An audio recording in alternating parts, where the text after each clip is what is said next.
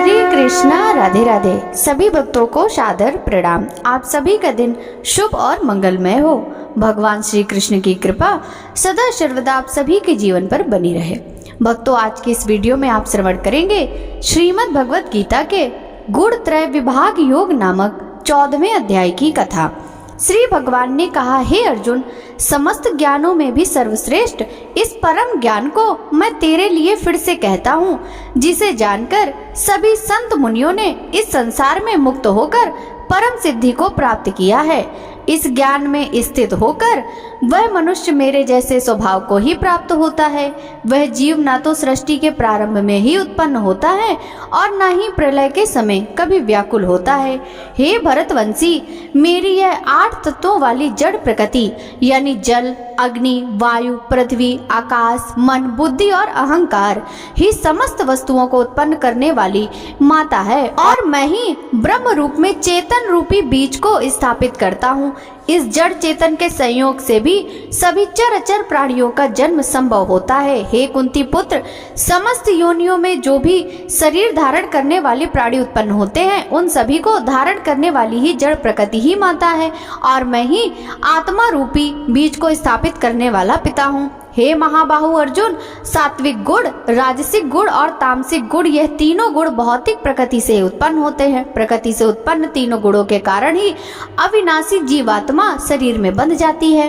हे निष्पाप अर्जुन, सतोगुण अन्य गुण की अपेक्षा अधिक शुद्ध होने के कारण पाप कर्मों से जीव को मुक्त करके आत्मा को प्रकाशित करने वाला है, जिससे जीव सुख और ज्ञान के अहंकार में बंध जाता है। हे कुंती पुत्र, रजोगुण को कामनाओं और लोभ के कारण उत्पन्न हुआ समझ, जिसके कारण शरीरधारी जीव सकाम कर्मों में बंध जाता है। हे भरतवंशी, तमोगुण को शरीर के प्रति मोह के कारण अज्ञान से उत्पन्न हुआ समझ, जिसके कारण जीव प्रमाद यानी पागलपन में व्यर्थ के कार्य करने की प्रवृत्ति, आलस्य यानी आज के कार्य को कल पर टालने की प्रवृत्ति और निद्रा अचेत अवस्था में न करने योग्य कार्य करने की प्रवृत्ति द्वारा बंध जाता है। हे अर्जुन, सतोगुण मनुष्य को सुख में बांधता है, रजोगुण मनुष्य को सकाम कर्म में बांधता है और तमोगुण मनुष्य के ज्ञान को ढककर प्रमाद में बांधता है। हे भरतवंशी अर्जुन, रजोगुण और तमोगुण के घटने पर सतोगुण बढ़ता है, सतोगुण और रजोगुण के घटने पर तमोगुण बढ़ता है। इस प्रकार तमोगुण और सतोगुण के घटने पर तमोगुण बढ़ता है। जिस समय इस शरीर के सभी 9 द्वारों में ज्ञान का प्रकाश उत्पन्न होता है, उस समय सतोगुण विशेष रूप से वृद्धि को प्राप्त होता है। हे भरतवंशियों में श्रेष्ठ, जब रजोगुण विशेष वृद्धि को प्राप्त होता है, तब लोभ के उत्पन्न होने के कारण फल की इच्छा से कार्यों को करने की प्रवृत्ति और मन की चंचलता के कारण विषय भोगों को भोगने की अनियंत्रित इच्छा बढ़ने लगती है। हे कुरुवंशी अर्जुन, जब तमोगुण विशेष वृद्धि को प्राप्त होता है, तब अज्ञान रूपी अंधकार कर्तव्य कर्मों को न करने की प्रवृत्ति, पागलपन की अवस्था और मोह के कारण न करने योग्य कार्य करने की प्रवृत्ति बढ़ने लगती है। जब कोई मनुष्य सतोगुण की वृद्धि होने पर मृत्यु को प्राप्त होता है, तब वह उत्तम कर्म करने वालों के निर्मल स्वर्ग लोकों को प्राप्त होता है। जब कोई मनुष्य रजोगुण की वृद्धि होने पर मृत्यु को प्राप्त होता है, तब वह सकाम कर्म करने वाले मनुष्यों में जन्म लेता है और उसी प्रकार तमोगुण की वृद्धि होने पर मृत्यु को प्राप्त मनुष्य पशु पक्षी आदि निम्न योनियों में जन्म लेता है। सतोगुण में किए गए कर्म का फल सुख और ज्ञान युक्त निर्मल फल कहा गया है। रजोगुण में किए गए कर्म का फल दुख कहा गया है और तमोगुण में किए गए कर्म का फल अज्ञान कहा गया है। सतोगुण से वास्तविक ज्ञान उत्पन्न होता है, रजोगुण से निश्चित रूप से लोभ ही उत्पन्न होता है और तमोगुण से निश्चित रूप से प्रमाद, मोह, अज्ञान ही उत्पन्न होता है। सतोगुण में स्थित जीव स्वर्ग के उच्च लोकों में जाता है, रजोगुण में स्थित जीव मध्य में पृथ्वी लोक में ही रह जाते हैं और तमोगुण में स्थित जीव पशु आदि नीच योनियों को नरक में जाते हैं। जब कोई मनुष्य प्रकृति के तीनों गुणों के अतिरिक्त अन्य किसी को करता नहीं देखता और स्वयं को दृष्टा रूप से देखता है, तब वह प्रकृति के तीनों गुणों से परे स्थित होकर मुझ परमात्मा को जानकर मेरे दिव्य स्वभाव को ही प्राप्त होता है। जब शरीरधारी जीव प्रकृति के इन तीनों गुणों को पार कर जाता है, तब वह जन्म, मृत्यु, बुढ़ापा तथा सभी प्रकार के कष्टों से मुक्त होकर इसी जीवन में परम आनंद स्वरूप अमृत का भोग करता है। अर्जुन ने पूछा, हे प्रभु, प्रकृति के तीनों गुणों को पार किया हुआ मनुष्य किन लक्ष्यों के द्वारा जाना जाता है और आचरण कैसा होता है?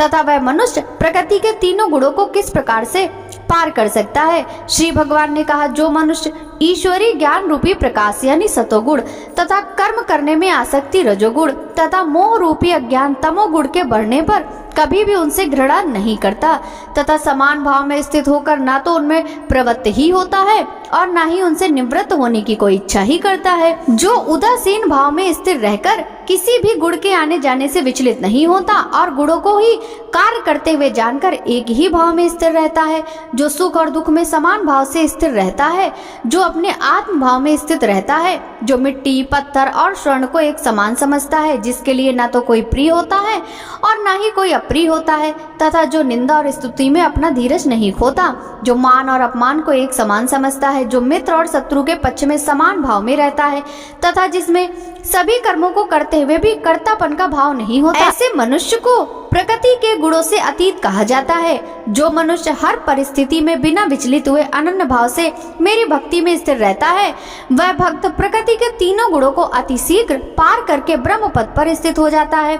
उस अविनाशी ब्रह्म पद का मैं ही अमृत स्वरूप, शाश्वत स्वरूप, धर्म स्वरूप और परम आनंद स्वरूप एकमात्र आश्रय हूँ। इस प्रकार उपनिषद, ब्रह्म विद्या तथा योग शास्त्र रूप श्रीमद् भगवद गीता के श्री कृष्ण अर्जुन संवाद में प्राकृतिक गुण विभाग योग नाम का 14वां अध्याय संपूर्ण हुआ। भक्तों, अब सुनिए श्रीमद् भगवद गीता के 14वें अध्याय का महात्म। श्री महादेव जी कहते हैं, हे प्रिय, अब मैं संसार बंधन से छुटकारा पाने के लिए 14वें अध्याय का महात्म बतलाता हूँ, तुम ध्यान होकर सुनो। सिंघल द्वीप में विक्रम बेताल नामक एक राजा थे, जो सिंह के समान पराक्रमी और कलाओं के भंडार थे। एक दिन वे शिकार खेलने के लिए उत्सुक होकर राजकुमारों सहित 2 कुतियों के साथ वन में गए। वहां पहुंचने पर उन्होंने तीव्र गति से भागते हुए खरगोश के पीछे अपनी कुतिया छोड़ दी। उस समय सब प्राणियों के सामने भागता हुआ खरगोश इस प्रकार आंखों से ओझल हो गया मानो कहीं उड़ गया हो। दौड़ते दौड़ते बहुत थक जाने के कारण वह एक कीचड़ युक्त गड्ढे में गिर गया था। गड्ढे में गिरने पर वह खरगोश कुतिया की पकड़ में नहीं आ पाया और ऐसे स्थान पर जा पहुंचा जहां का वातावरण बहुत ही शांत था। वहां हिरण निर्भय होकर सभी ओर वृक्षों की छाया में बैठे रहते थे। बंदर भी अपने आप टूटकर गिरे हुए नारियल के फलों और पके आमों को पूर्ण तृप्त रहते थे। वहां सिंह हाथी के बच्चों के साथ खेलते थे और सांप निडर होकर मोर के पंखों में घुस जाते थे। जहां राजा शिकार खेलने गया था, उस स्थान पर एक आश्रम के भीतर वत्स नामक मुनि रहते थे, जो जतीन्द्रिय और शांत भाव से निरंतर गीता के 14वें अध्याय का पाठ किया करते थे। आश्रम के पास ही वत्स मुनि के किसी शिष्यों ने अपने पैर धोए थे। वह भी नित्य गीता के 14वें अध्याय का पाठ किया करते थे। पैर धोने वाले जल से वहां की मिट्टी गीली हो गई थी। खरगोश का जीवन कुछ शेष था, वह थककर उसी कीचड़ में गिर गया था। उस कीचड़ के स्पर्श मात्र से ही खरगोश दिव्य विमान पर बैठकर स्वर्गलोक को चला गया। फिर कुतिया भी उसका पीछा करती हुई आई तो वहां उसके शरीर में कीचड़ के कुछ छींटे लग गए, जिसके कारण कुतिया भी अपना रूप त्याग कर एक दिव्यांगना का मनोहर रूप धारण करके गंधर्वों से सुशोभित दिव्य विमान पर सवार होकर वह भी स्वर्गलोक को चली गई। यह देखकर मुनि के शिष्य हंसने लगे।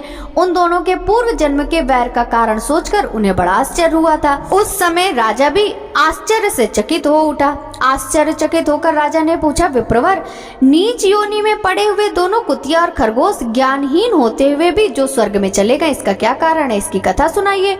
एक शिष्य ने कहा, राजन, इस वन में वत्स नामक ब्राह्मण रहते थे। वे बड़े जितेंद्रिय महात्मा थे, गीता के 14वें अध्याय का सदा जप किया करते थे। मैं उन्हीं का शिष्य हूँ। मैंने भी ब्रह्म विद्या में विशेषज्ञता प्राप्त की है। गुरुजी के भांति मैं भी 14वें अध्याय का प्रतिदिन जप करता हूँ। मेरे पैर धोने के जल से स्पर्श होने के कारण खरगोश को कुतिया के साथ स्वर्गलोक की प्राप्ति हुई। अब मैं अपने हंसने का कारण बताता हूँ। महाराष्ट्र में प्रत्युदक नामक एक महान नगर है। वहाँ केशव नामक एक ब्राह्मण रहता था, जो कि मनुष्यों में कपटी स्वभाव का था। उसकी पत्नी का नाम विलोभना था। विलोभना स्वच्छंद विहार करने वाली स्त्री थी। एक दिन क्रोध में आकर जन्म भर की दुश्मनी को याद करके ब्राह्मण ने अपनी स्त्री का वध कर डाला और उसी पाप से खरगोश की योनि में जन्म मिला था। ब्राह्मणी भी अपने पाप के कारण कुतिया योनि को प्राप्त हुई। हे राजन, 14वें अध्याय के पाठ करने के कारण ही ऐसा संभव हो सका। इसमें कोई आश्चर्य की बात नहीं है। श्री महादेव जी कहते हैं, यह सारी कथा सुनकर श्रद्धालु राजा ने गीता के 14वें अध्याय का पाठ करना आरंभ कर दिया, जिससे उसे भी परम गति की प्राप्ति हुई। भक्तों, श्रीमद् भगवत गीता के 14वां अध्याय का पाठ समाप्त हुआ। कथा पसंद आई हो तो वीडियो को लाइक कीजिएगा। आपसे मिलते हैं अगले अध्याय के साथ। सभी भक्तों को राधे राधे।